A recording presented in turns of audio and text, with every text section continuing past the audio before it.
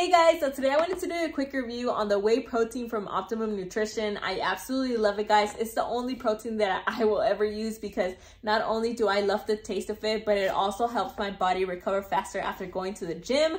Now, this is the double rich chocolate, but I also like the extreme milk chocolate. That one is my absolute favorite, but this one comes in second. I love chocolate, so I think it's a wonderful flavor. Now, how you use it is that you get your water bottle. Well, how they recommend to use it is that you get your water bottle, pour 8 ounces onto it, and then use 1 cup of the whey protein. I'm gonna go ahead and show you how big the cup is so you can kind of see. Now, this is the 10-pound bag.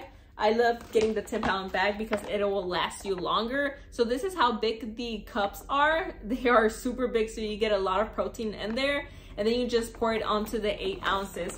I really love it, guys. I feel like my body just recovers faster, and the next day I feel awesome when working out again because I work out Monday through Friday. So I really love it, guys, and I would definitely recommend it. It's the only protein that I will ever use because the flavor is just amazing and the recovery is awesome.